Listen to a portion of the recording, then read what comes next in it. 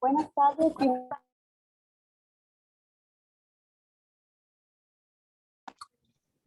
Andreita, no se le escucha.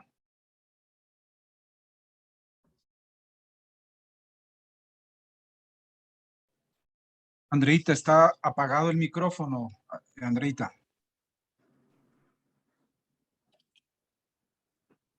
No se escucha.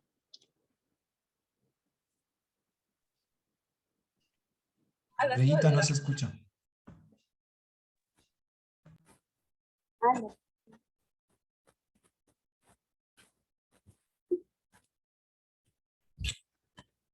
Buenas tardes y bienvenidos al acto de inauguración de la jornada de capacitación denominada Beneficios Penitenciarios, Análisis de la Sentencia 1120-CN21, organizada por la Defensoría Pública del Ecuador en coordinación con la Escuela Defensorial. Saludamos la presencia de la rectora Rosy Jiménez, coordinadora general de gestión de la Defensoría Pública, al doctor Danilo Zulca, coordinador regional de la Defensoría Pública Centro Norte, doctora Andrea Guerrero Jaramillo, directora provincial de Pichincha, magistra Tania Torres Castillo, directora de la Escuela Defensorial de la Defensoría Pública, doctor Edison Rodrigo Aldaz Martínez, coordinador provincial de control de detención de la Defensoría Pública Provincial de Pichincha, doctor Víctor Germán Jacome Masla, director del Centro de Equidad y Justicia del Distrito Metropolitano de Pichincha, a las y los defensores públicos, las y los representantes de los consultorios jurídicos gratuitos. Sean todos bienvenidos. A continuación, tenemos la intervención de la doctora Rosy Jiménez, coordinadora general de gestión de la Defensoría Pública, quien nos brindará unas palabras de bienvenida. ¿Cómo está? Muy buenas tardes con todos, estimados compañeros de la Defensoría Pública y de los consultorios gratuitos que tal vez estén presentes.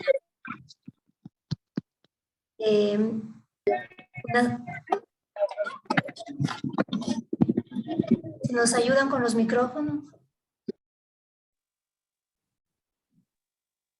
Muchas gracias. Bueno, buenas tardes también para el doctor Jacome, director del Centro de Equidad y Justicia del Distrito Metropolitano de Quito, conferencista invitado que nos acompañó ya desde el día de ayer. A nombre del doctor Ángel Torres Machuca, defensor público general, me complace saludarlos a ustedes nuevamente. La conferencia que ha preparado la Escuela Defensorial esta tarde y desde el día de ayer es sobre el análisis de la situación carcelaria y los beneficios penitenciarios respecto de las sentencias de la Corte Constitucional 821 que vimos ayer y la que nos ocupa el día de hoy, 1120, sobre la proporcionalidad e igualdad de la prescripción de la pena. Buscan el perfeccionamiento de los defensores en sus tareas, principalmente en la materia de garantías penitenciarias, para actualizar los conocimientos sobre una problemática que nos agobia por muchos años y que necesita soluciones prácticas y normativas como la que veremos esta noche. En este sentido, la Corte Constitucional en la sentencia 1120 del 10 de noviembre del año pasado conoció una consulta de norma específicamente sobre el artículo 75.1 del COI respecto a la prescripción de penas, analizando la situación de las personas privadas de la libertad a quienes se aplicaba la regla 1 que señalaba que las penas privativas de la libertad prescribían en un tiempo máximo de la pena privada de libertad prevista en el tipo penal más el 50%. En esa sentencia se resolvió que la Defensoría Pública proponga un proyecto para conocimiento de la Asamblea sobre la base de un cambio que hizo la propia sentencia en la regla 1 antes referida y que ahora se señala como las penas restrictivas, y de libertad prescribirán en el tiempo de la pena privativa de la libertad impuesta en la sentencia condenatoria más el 50%. El cambio, que podría parecer simple a simple vista, resulta en algunos casos dramático para personas privadas de la libertad, ya que constituyen días o hasta años más de prisión. Por lo tanto, estaremos atentos al análisis que sobre el alcance que se reviste o que reviste esta modificación de la regla con la eliminación de las palabras tipo penal y máximo que nos haga el expositor la tarde de hoy. Compañeros, me resta decirles como un punto final que me siento muy orgullosa del trabajo que se realiza en la Defensoría Pública. Como se puede ver actualmente el día de hoy, el día de ayer en redes sociales sobre esta línea de servicio de garantías penitenciarias, la dedicación de los diferentes defensores en la atención de esta difícil problemática ahora en la provincia de Santo Domingo de los Áchilas. Los llamo a que luchemos para que el cambio se dé en el ámbito de nuestras labores, para buscar en el Ecuador que sea un Ecuador más justo, más equitativo para las personas, en general, para toda la ciudadanía. Buenas tardes y les invito a escuchar a nuestro expositor. Andreita. Gracias, doctora, por sus palabras. Recordamos a los asistentes que, por respeto al facilitador y a los participantes, se debe silenciar los micrófonos y encender sus cámaras. Recordarles que deben registrar de manera obligatoria su asistencia mediante el link que será enviado unos 10 minutos antes de su capacitación a través del chat de Zoom. También indicarles que esta capacitación generará un certificado de asistencia. Además, solicitamos a los asistentes enviar a través del chat de Zoom las preguntas para el expositor, mismas que se leerán y contestarán al término de su intervención. Introducción del tema. Los beneficios penitenciarios son garantías o derechos subjetivos relativos, supeditados a determinados requisitos de fondo, propios de la regulación en materia de ejecución penal, cuya concesión depende de la valoración de los órganos jurisdiccionales sobre el proceso de readaptación del interno a la vida. Iniciamos esta jornada con la intervención del doctor Víctor Germán Jacome Mafla, director del Centro de Equidad y Justicia del Distrito Metropolitano de Quito. Él es licenciado en Ciencias Políticas y Sociales, abogado de los juzgados y tribunales de la República del Ecuador por la Universidad Central del Ecuador, egresado de la maestría Derecho Penal, Mención Procesal Penal por el Instituto de Posgrados de la Facultad de Jurisprudencia de la Universidad Central del Ecuador, egresado de la maestría Cultura Jurídica, Derecho, Justicia y Seguridad por la Universidad de Girona, España. En la actualidad se desempeña como director del Centro de Equidad y Justicia del Distrito Metropolitano de Quito. Damos la bienvenida al doctor Víctor Germán Jacome Mafla, quien tendrá 30 minutos para su intervención. Gracias, doctor. Muchísimas gracias a la Defensoría Pública, a la Escuela de la Defensoría Pública, por la invitación planteada. Es importante que en estos momentos de crisis que vive el sistema penitenciario, como bien lo mencionaba Rosy en su intervención, los defensores públicos estén atentos ante cualquier situación que pueda favorecer y facilitar la salida de los privados de la libertad en cuanto a aplicación de beneficios penitenciarios establecidos en la normativa, o a su vez, pues, ejecutar las acciones y garantías constitucionales que permitan buscar la protección de estas personas privadas de la libertad. En esta tarde brevemente vamos a tratar de analizar los diferentes beneficios penitenciarios que algunos, pese a que el Código de Ejecución de Penas ya no se encuentra vigente, pero todavía se encuentran en aplicación para algún grupo de privados de la libertad, especialmente los que fueron sentenciados con el Código Penal anterior. Y luego brevemente analizaremos el tema de los cambios de régimen penitenciario establecidos en el Código Orgánico Integral Penal como beneficios penitenciarios. Y por último, brevísimamente, veremos la sentencia 1120 de la Corte Constitucional. Si me permite, para poder compartir la pantalla, por favor.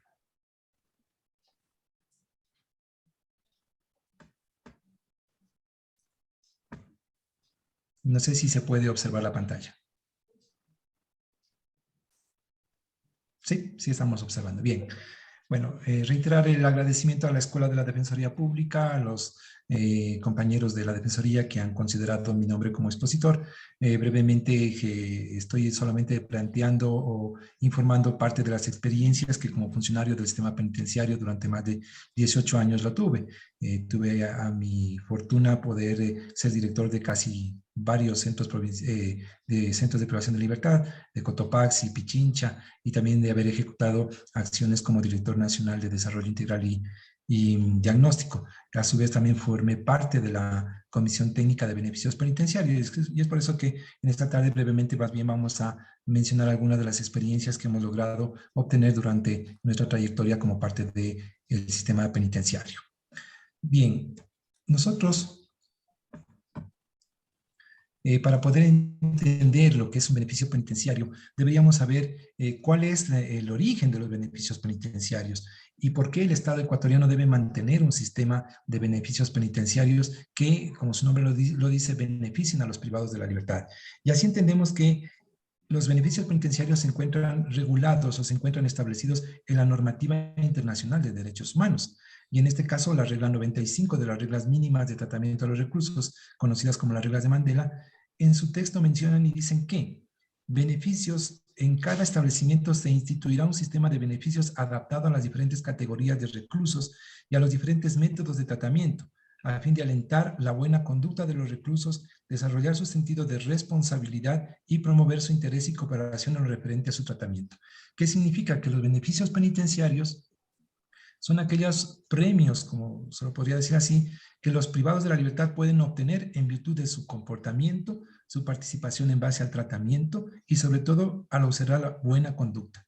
Como vemos, la justificación legal a nivel de reglas mínimas y de normativa internacional de derechos humanos se encuentra establecida. Y es por eso que el Estado ecuatoriano debe siempre observar el mantener en nuestra legislación el tema de beneficios penitenciarios. Pero, ¿qué es un beneficio penitenciario? ¿Por qué se lo denomina como beneficio penitenciario? Y así tenemos que el tratadista de Derecho Penitenciario Vázquez señala que desde una visión más generosa al término de beneficios penitenciarios responde a aquellas medidas que articuladas como derechos en el marco penitenciario y con el fin de conseguir la reeducación, la reinserción de un privado de la libertad, permiten la reducción de la duración de la condena impuesta en sentencia firme o al tiempo efectivo de internamiento. Desde otra acepción, en sentido amplio se entiende por beneficio penitenciario aquellas instituciones de derecho penitenciario que o bien constituyen una causa de extinción parcial de la pena privativa de libertad o una forma de cumplimiento distinta y menos restrictiva que el cumplimiento en prisión. Aquí podemos nosotros conocer cuál es este objetivo de los beneficios penitenciarios, y es sustituir la privación de la libertad por una forma alternativa a la prisión. En este caso, nosotros hemos conocido algunos beneficios como la prelibertad o el cambio de régimen semiabierto, que le permite a la persona privada de la libertad salir del centro y automáticamente reinsertarse a su medio familiar, económico, social. Entonces vemos que nosotros estamos cumpliendo con la definición de estos beneficios penitenciarios. Pero ¿qué dice el Código Orgánico Integral Penal sobre derechos y beneficios penitenciarios? No encontramos ninguna definición. Y más bien, en la disposición 15ª transitoria, en el inciso 7º del Reglamento del Sistema Nacional de Rehabilitación Social, de alguna manera se pretende conjugar los beneficios penitenciarios que existían con el Código de Ejecución de Penas y Rehabilitación Social y el actual Código Orgánico Integral Penal. Y es así que nos menciona como definición que son aquellas etapas del régimen progresivo de rehabilitación social establecidas en el Código de Ejecución de Penas como marco jurídico rector de la política penitenciaria que estuvo vigente hasta el 10 de agosto del 2014, fecha en la cual entra en vigencia el Código Orgánico Integral Penal. Se entiende por beneficios penitenciarios aquellos que reconocen el principio de individualización de la pena y aplicación de las mismas en base a al tratamiento individualizado y al régimen progresivo, con el objeto de lograr la reinserción y rehabilitación de las personas privadas de la libertad. Entonces vemos que el Reglamento del Sistema Nacional de alguna manera recoge las normativas internacionales y recoge estas breves definiciones de derecho penitenciario para definir lo que es un beneficio penitenciario. Pero en este reglamento del Sistema Nacional, en esta disposición transitoria, hace la diferenciación de cuáles son estos beneficios. En primera parte, los que se encuentran vigentes hasta el 10 de agosto de 2014 con la vigencia del Código Orgánico Integral Penal y que en su momento nosotros teníamos un Código de Ejecución de Penas y Rehabilitación Social como ente rector normativo de los sistemas de rehabilitación en ese entonces. Más con la vigencia del Código Orgánico Integral Penal se eliminan algunos de estos beneficios y automáticamente entran en vigencia solamente dos beneficios, como son el cambio de régimen abierto y el semiabierto. Anteriormente, con esta normativa del Código Orgánico Integral, el Código de Ejecución de Penas, teníamos otro tipo de beneficios penitenciarios que en esta tarde brevemente los vamos a analizar.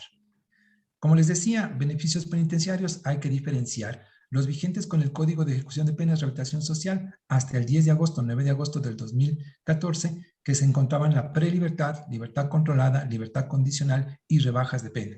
Mientras que con la vigencia del Código Orgánico Integral Penal nosotros tenemos solamente el cambio de régimen semiabierto y el cambio de régimen abierto. Como podemos ver, el abanico de posibilidades en cuanto a beneficios penitenciarios con la vigencia del Código Orgánico Integral Penal automáticamente se reduce.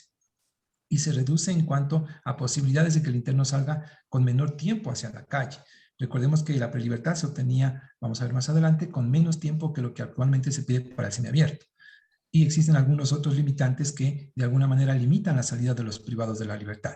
Con esto nosotros podemos evidenciar de que con el Código de Ejecución de Penas existía mayor flexibilidad o mayor facilidad para que la persona privada de libertad automáticamente pueda salir del sistema de régimen cerrado a un sistema de reinserción como eran estos beneficios penitenciarios. Más con el Código Orgánico Integral Penal, si bien se facilita esta salida, pero encontramos que existen limitantes por cuanto se aumenta el tiempo y mucho más con las últimas reformas que automáticamente están dejando sin la posibilidad de acceder a este beneficio a 19 tipos penales, ¿sí?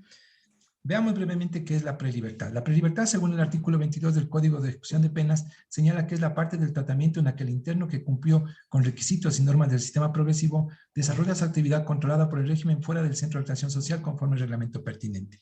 ¿Qué significa? Que aquella persona que participó en actividades educativas, que no ha tenido problemas disciplinarios y que esta parte del sistema progresivo que hace evidenciar un proceso de evaluación permanente del privado de la libertad, automáticamente pueda salir del centro. Cuando decimos automáticamente es por el devenir del tiempo y la participación.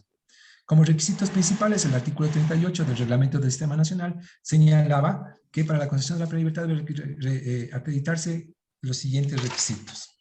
Primero, hallarse en un centro de mínima o en un centro o en las secciones equivalentes a los centros mixtos o especiales.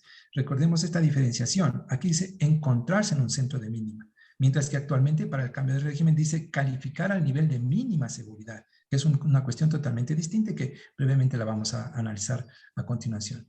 Haber cumplido cuando menos las 2/5 partes de la pena, que en realidad las 2/5 partes de la pena constituye el 40% de la pena. Es decir, el privado de libertad tenía un tiempo menor al que actualmente se requiere para poder salir con beneficio penitenciario. Este es otro requisito, el haber obtenido informe favorable del Departamento de Diagnóstico y Evaluación de acuerdo al reglamento interno. Este informe es el que actualmente nosotros lo conocemos como el de la Comisión Técnica de Beneficios Penitenciarios. Pero en aquel entonces existía un departamento de diagnóstico que sin conformarse como comisión emitía una resolución o un informe favorable para conocimiento de los jueces. Dentro de los requisitos también se solicitaba la certificación de no ser reincidente conferida por la función judicial. Este requisito automáticamente fue derogado y actualmente no se lo pide. Cuando decimos actualmente no se lo pide es porque todavía existe un gran número de personas privadas de la libertad que han sido sentenciadas con el Código Penal y que registran su ingreso a los centros de privación de la libertad antes de la vigencia del COIP, esto es hasta el 10 de agosto de 2014. Y por lo tanto es importante que los defensores públicos señalen y conozcan estas fechas que determinan el acceso o no a un beneficio penitenciario de las personas privadas de la libertad. Bien, veamos brevemente la libertad controlada. ¿Qué es la libertad controlada? La libertad controlada, de igual manera, es una parte del tratamiento mediante el cual el interno convive en su medio natural bajo supervisión del régimen y será concedida o revocada por los jueces y jueces de garantía penitenciaria siempre que cumplan con los requisitos exigidos en la ley. Para esto, nosotros como requisitos se había concedido, se estaba señalado que eran las 3/5 partes de la imposición de la pena, lo que ahora conocemos como el 60%. Es decir, que las personas con el Código Penal anterior, independientemente de haber accedido o no a la prelibertad, al cumplir las 3/5 partes podían señalarlo de manera directa el acceso a la libertad controlada. Esta libertad controlada de alguna manera facilitaba la salida de los privados de libertad porque para su ejecución no se requería el informe de este departamento de diagnóstico, sino solamente el del centro de privación de la libertad. Las dificultades que se encontraban en cuanto a los requisitos para esta libertad controlada era contar con el informe favorable de la Fiscalía General del Estado y haber pagado las indemnizaciones civiles en caso de haber sido condenado al pago o en su momento demostrar imposibilidad para el pago. Sin embargo, esta libertad controlada era aplicada directamente en los centros de privación de la libertad porque en algunos delitos en los que no se había impuesto la cuestión de multas o pagos de indemnizaciones, fácilmente podían pedir un informe al fiscal provincial o al fiscal general para que pueda acceder a la libertad controlada y cuyas fechas de presentación eran distintas al de la prelibertad por cuanto se otorgaba mayor tiempo de permanencia en su medio social, familiar o económico. Otra figura que básicamente no era usada por los privados de la libertad, pero que sin embargo se encontraba establecida como beneficio penitenciario hasta antes de la vigencia del COIP, es la libertad condicional. Esta libertad condicional se la otorgaba a las personas que han cumplido las 2/3 partes de la pena, es decir, cumplían más de un 80% de la pena. Y todos los condenados podían haber solicitado este tipo de libertad condicional, con la diferencia que esta libertad condicional se la solicitaba de forma directa al tribunal penal que le había sentenciado. Y generalmente estas resoluciones que emitían los tribunales penales era para que se presente ante el juez que había condenado o ante el juez que había emitido la sentencia. Esta libertad condicional estuvo vigente también porque solamente solicitaba para poder acceder al tema del certificado de conducta, al haber no tenido problemas disciplinarios y sobre todo que en su petición demuestra haberse arrepentido o haber pedido que el perdón sobre el tema del delito que ha cometido. Los requisitos que se exigía para la libertad condicional era residir en el lugar que determine el auto resolutivo o residencia, o pidiendo permiso para salir de la ciudad al juez que otorgó la libertad. Cuando tenga este tipo de permisos, informar y dar a conocer a la autoridad policial sobre los cambios de domicilio, acreditar tener una profesión, arte, oficio, industria, que al tiempo que le falte cumplir la pena no exceda de 3 años, es decir, debía esperar prácticamente ya a la finalización del tiempo de la pena para poder solicitar este tema de la libertad condicional. Como decíamos, haber pagado el tema de indemnizaciones y en algunos casos se solicitaban los informes del Instituto de Criminología, que le permitía al interno demostrar de que su peligrosidad no representa riesgo para sí o para la población. Bien. Adicionalmente a estas tres formas de anticipar la libertad como beneficio penitenciario de la libertad condicional, prelibertad y el tema de la libertad controlada, hasta la vigencia del Código Orgánico Integral Penal, nosotros teníamos un sistema de reducción de penas. Reducción de penas que a breves rasgos podemos nosotros sintetizarlos en 3 tipos de rebajas. Rebajas del 2x1, rebajas del quinquenio y rebajas de 50% por mérito.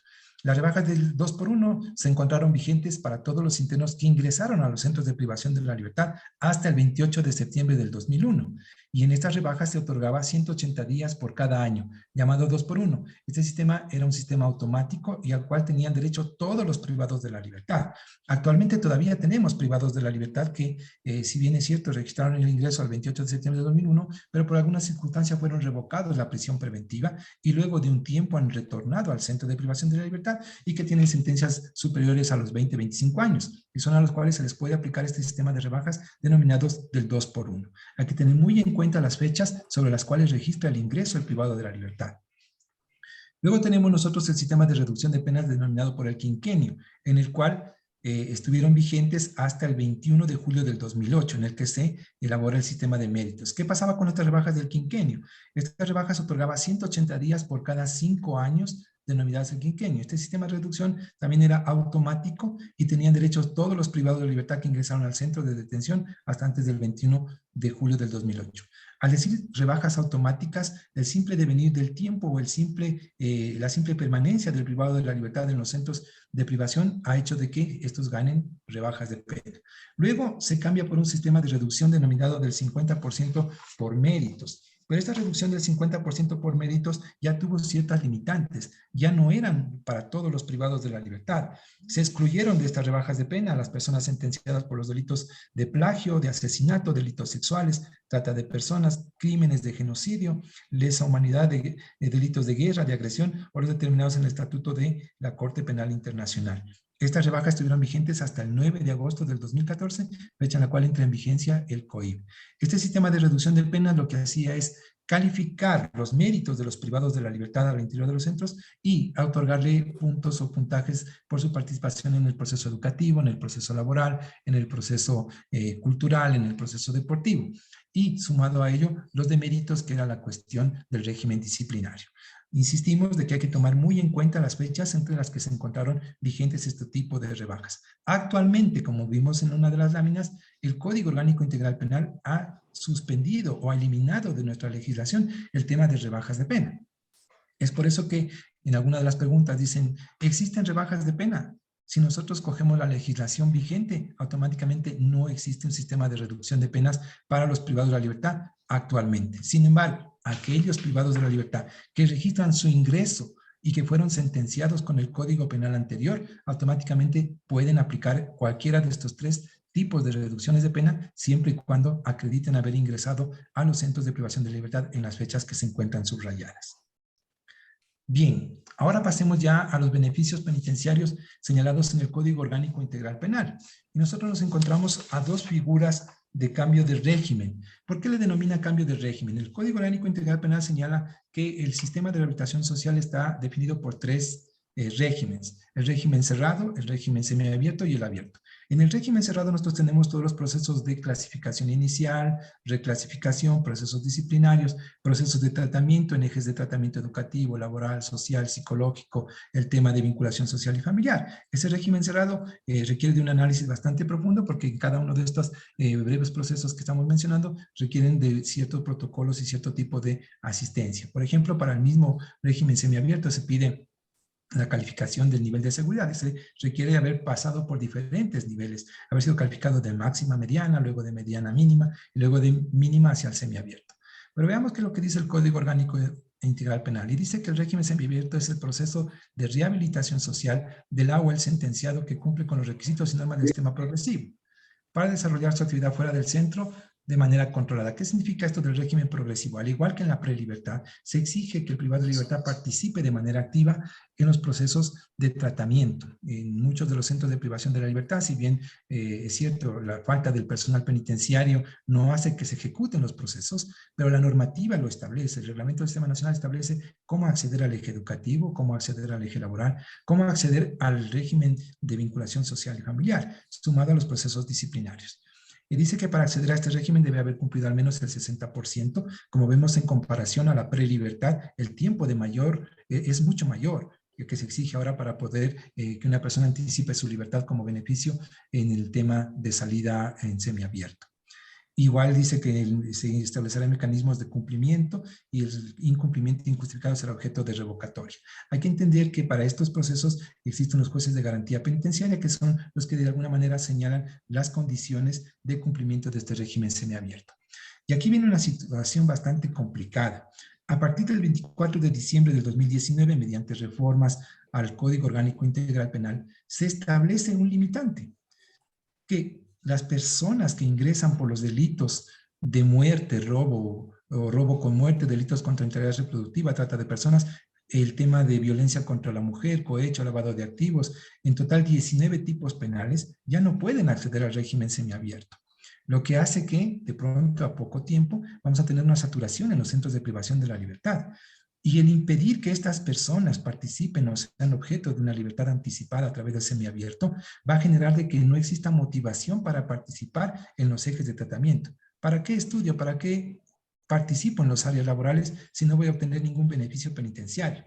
Recordemos lo que nos decía el concepto de beneficio penitenciario, que es el mecanismo por el cual el privado de libertad que ha participado, que ha ganado, que ha demostrado buena conducta, sea premiado y se le dé alguna forma alternativa de salir antes de que cumpla el tema de la condena total. Por lo tanto, con esta reforma y que se encuentra ya vigente, las personas que a partir de la reforma al reglamento y que básicamente, si mal no recuerdo, a partir del 20 de julio del 2021 que se aplicó ya esta normativa, automáticamente ya no pueden acceder a estos beneficios penitenciarios, lo cual de pronto va a traer un grave problema para las personas que se encuentran en los centros de privación de libertad, porque al no tener esta motivación de un beneficio penitenciario, estamos seguros de que no van a observar los reglamentos y ponen aún las normas disciplinarias.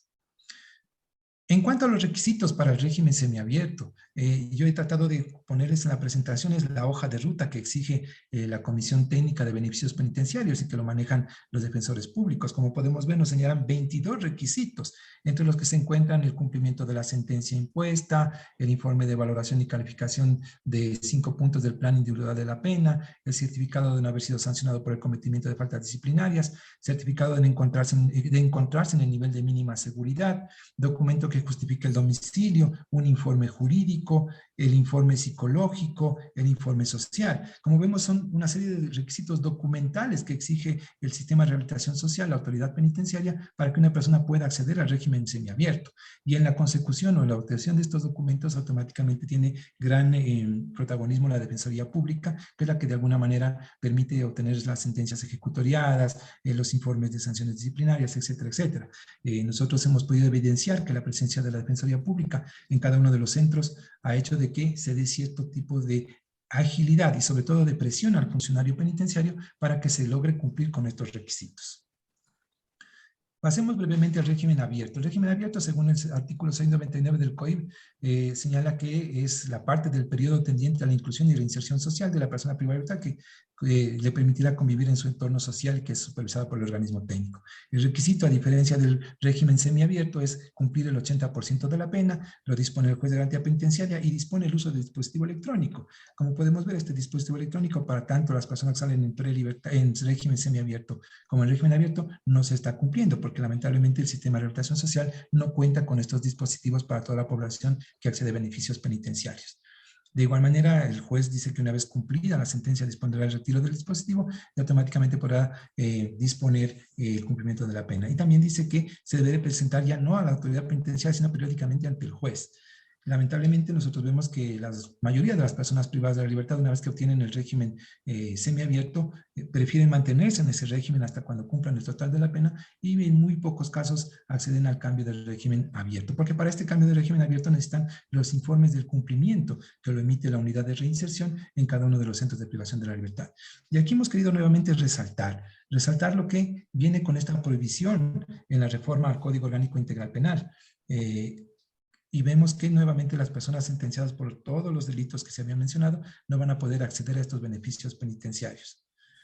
Volviendo a insistir que este tipo de restricciones lo que va a hacer es de que el tema de los beneficios, al no estar debidamente instituidos para estas personas, no va a haber ninguna motivación para su acceso y por lo tanto los niveles de hacinamiento, los niveles de violencia, los niveles de inseguridad de pronto en las cárceles van a crecer. Bien, de manera técnica, de manera analítica, nosotros consideramos que estos requisitos que los habíamos puesto en esta lámina, que vienen a ser cerca de 22, de alguna manera están perjudicando su exigencia a los privados de la libertad. Porque si nosotros consideramos lo que señala el Código Orgánico Integral Penal, tanto en el artículo 698 como el 799, para el régimen abierto y semiabierto, solamente señala como requisitos 4, y que son certificado del cumplimiento y calificación del plan individualizado de la pena, certificado de cumplimiento de normas disciplinarias o de conducta, certificado de cumplimiento del régimen progresivo y ubicación en el nivel de mínima seguridad y certificado del cumplimiento de al menos el 60 o 80% dependiendo del beneficio penitenciario que vaya a obtener. Como vemos, estos son los 4 requisitos que señala el Código Orgánico Integral Penal. Lamentablemente, la autoridad penitenciaria, como vemos en la lámina, está exigiendo más de 22 requisitos. ¿Qué está pasando con esto? Lo que está pasando es de que lamentablemente el acceso a los beneficios penitenciarios por las personas que tienen este derecho o que pueden acceder a este beneficio se está volviendo un trámite burocrático bastante engorroso, por decirlo de alguna manera. Mucho más cuando el informe que emita la Comisión de Beneficios Penitenciarios se encuentra centralizado a una sola ciudad, a una sola comisión. Existen expedientes que llegan a la Comisión de Beneficios Penitenciarios que pasan semanas en el mejor de los casos, pero algunos pasan meses en la comisión sin que exista una respuesta hacia el informe aprobado o negativo. Considerando que este informe no es indispensable porque los jueces de garantía penitenciaria pueden resolver en virtud de estos 4 requisitos que señala la norma. No, en ninguna parte de la normativa nos señala de que debemos tener este informe de la Comisión de Beneficios Penitenciarios.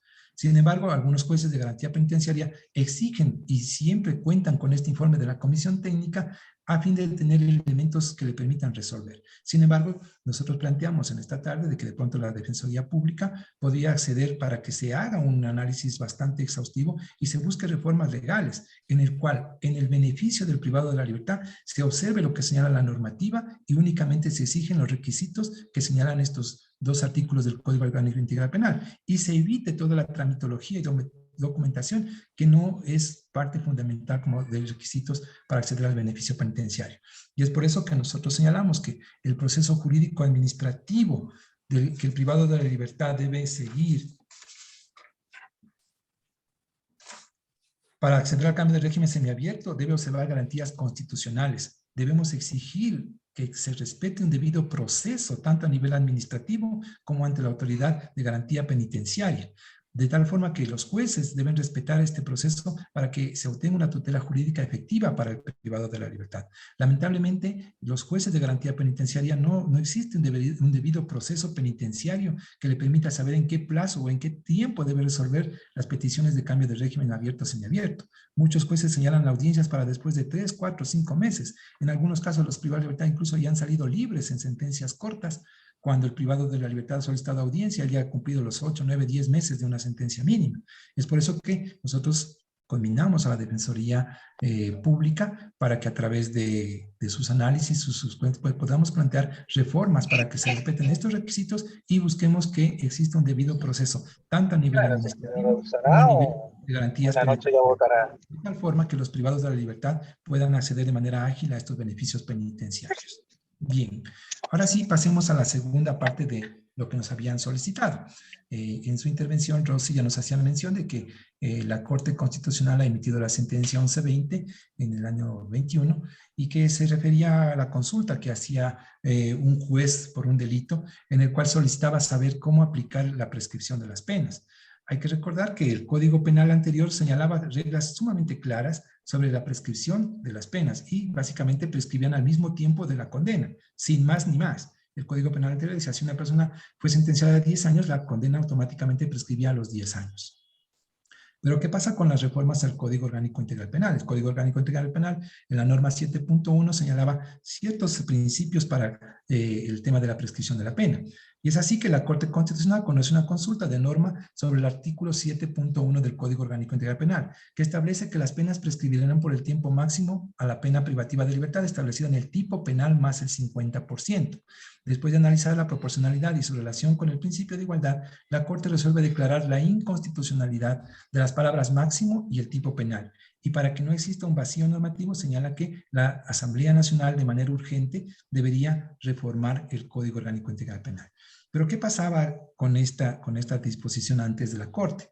Nosotros podemos evidenciar de que si una persona fue sentenciada a un año, por alguna situación no cumplía la pena, estaba en calidad de prófugo, debía esperar que esta persona sentenciada a un año no podía pedir la prescripción por el tiempo de la pena, sino al máximo del tipo penal por el cual fue sentenciado, más el 50%. Eso hacía de que no se esté observando principios de legalidad, de proporcionalidad y sobre todo de beneficio a las personas, en este caso en un beneficio pro reo. Es así que la norma consultada, al ser una norma que reconoce el tema penal, automáticamente la Corte hace su análisis, hace su estudio y la Corte, entre otras cosas, dice que la restricción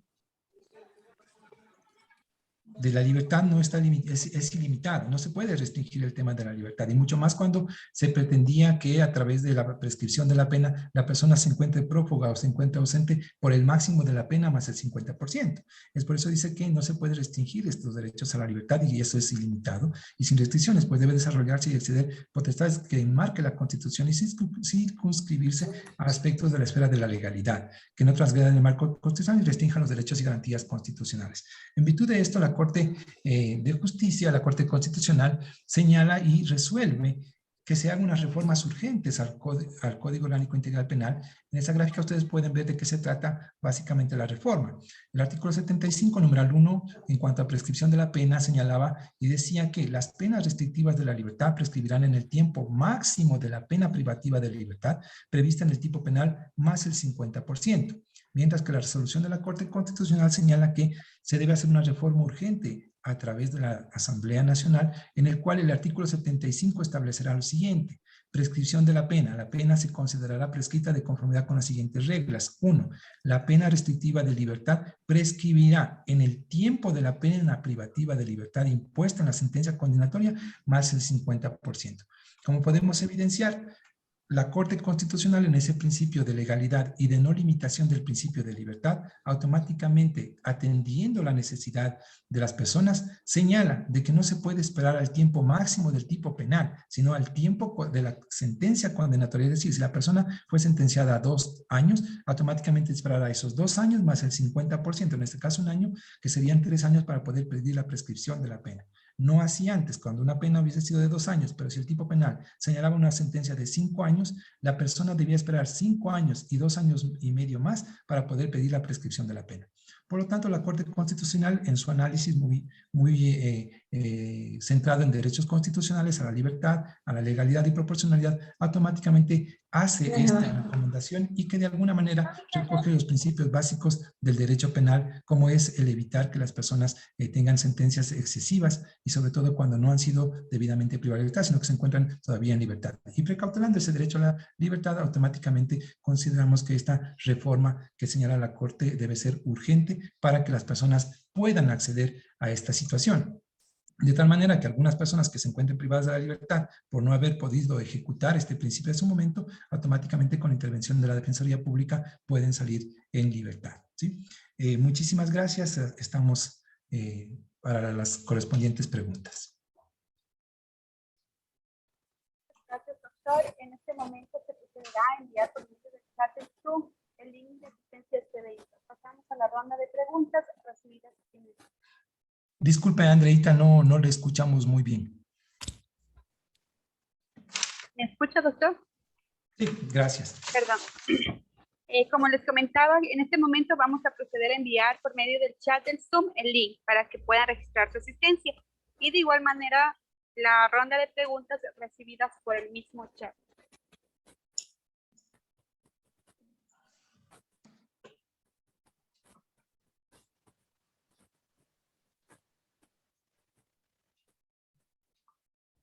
Doctor, la pregunta del doctor Diego Vallejo.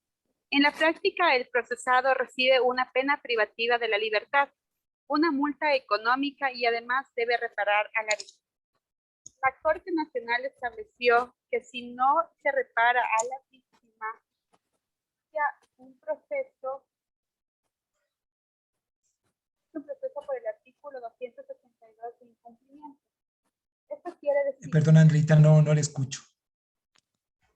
Permítame.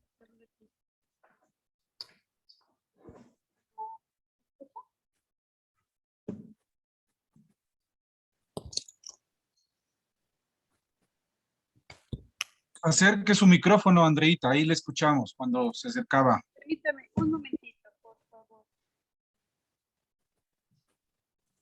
A ver, mi doctor, le repito la pregunta.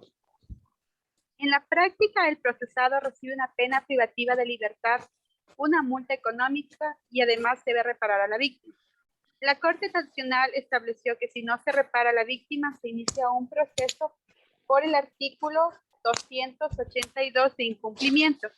Eso quiere decir que los procesados van a regresar algún momento a la cárcel, ya que muchos son de bajos recursos. Bien, bueno, aquí hay que primero diferenciar dos situaciones. La primera es que la persona privada de la libertad, en el momento que va a acceder a un beneficio penitenciario, se encuentra sujeto a los jueces de garantía penitenciaria, que son los que conocen cualquier incidente sobre el tema del cumplimiento de la pena. Hay que conocer que los jueces de garantía penitenciaria también pueden analizar sobre el cumplimiento del pago de indemnizaciones, multas o de reparaciones integrales. Le corresponde a este juez de garantía penitenciaria ver la forma como la víctima reciba o en su momento se lo exija. Pero nosotros vemos que estas cuestiones de multas, estas cuestiones de reparación integral o de pago integral, no limitan el acceso a los beneficios penitenciarios. Veamos nosotros en los requisitos que señala el Código Orgánico Integral Penal y que exige la administración penitenciaria para acceder al cambio de régimen semiabierto, no señala el haber pagado o el que se haya indemnizado a las víctimas. Por lo tanto, no es un requisito el pedir este tipo de situaciones para los privados de la libertad, que paguen las reparaciones integrales o las multas para acceder al beneficio penitenciario de semiabierto o cambio de régimen abierto. Ahora, el segundo punto. Estamos conscientes de que la víctima necesita tener el tema de reparación integral, de que se pueda exigir el pago, pero estas acciones, como nosotros conocemos, ya no son acciones de tipo penal, son acciones de tipo civil y más bien con la sentencia que emite el juez, ellos pueden solicitar que esta sentencia se convierta en un título ejecutivo que le permita exigir, pero el cobro de deudas, el cobro de indemnizaciones no es parte del proceso penal, es una cuestión civil y por lo tanto las personas víctimas podrán ejercer su derecho desde el ámbito civil, por lo que el pago o no pago de estas indemnizaciones o multas no limita el acceso a beneficio penitenciario.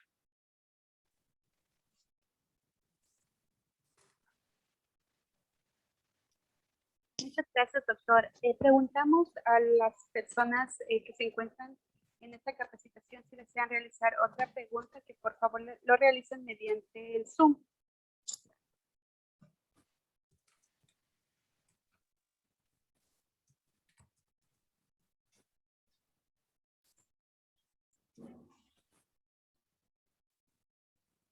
También queda abierta la posibilidad de abrirse el foro a preguntas directas, por favor.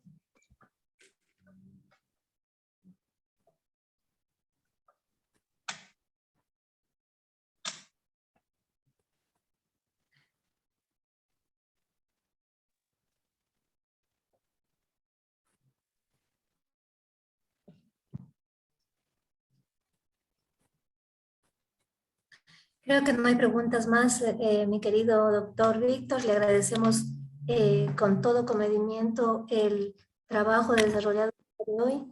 Esperamos verlo pronto por la Defensoría Pública para poder conversar de algunos temas que quedan pendientes y como usted lo ha señalado en su exposición, hay algunos retos que la Defensoría Pública y tanto los defensores cuanto las autoridades tenemos por delante para hacer llegar estas ideas a las otras autoridades, a la Asamblea incluso.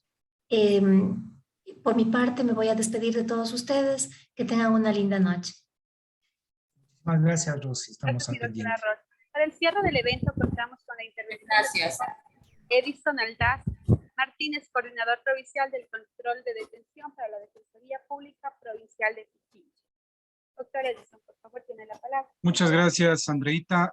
Muchas gracias a todos los presentes. Le agradecemos infinitamente al doctor Víctor Jácome por haber compartido su experiencia, sus vastos conocimientos en esta materia bastante complicada y que necesitamos hoy por hoy muchísimo de este tipo de experiencias. La Defensoría Pública a cargo del doctor Ángel Torres Machuca se ha caracterizado siempre por la constante capacitación del personal misional, hecho que se traduce en el excelente servicio que se brinda a los usuarios, en este caso nuestros usuarios de este servicio que vendrían a ser los que se encuentran privados de libertad. Es por ello que nosotros buscamos perfiles acorde al tema, buenos perfiles, como es el caso del doctor Víctor Jácome, al quien le damos nuestro agradecimiento por haber hecho pausa en sus labores diarias para podernos compartir. Damos por concluido esta capacitación de hoy y del día de ayer con el compromiso también al doctor Jácome de cualquier momento invitarlo nuevamente para que nos siga ilustrando con sus vastos conocimientos. Muchas gracias por la participación. Que tenga una linda noche. Muchísimas gracias, Edison. Como siempre, el compromiso para con ustedes, poder no solamente transmitir mis experiencias, sino poder colaborar de alguna manera en los retos que tiene la Defensoría Pública. Somos conscientes del trabajo que ha iniciado la Defensoría Pública, no solamente con los privados de la libertad, sino en todos los aconteceres de los procedimientos con menores, con madres, etcétera, que felicitamos el sesionario y que mejor que lo hagan ustedes en estos espacios en los que nosotros podamos conversar y compartir parte de nuestras experiencias. Que muchísimas gracias, Edison, y de mi parte, pues, con el compromiso de colaborar siempre. Agradecemos a las autoridades, coordinadores, defensores y defensoras públicas, al facilitador de este evento y público en general, por su participación en esta capacitación. Buenas noches con todos y con todas. Muchas gracias. Gracias, buenas noches.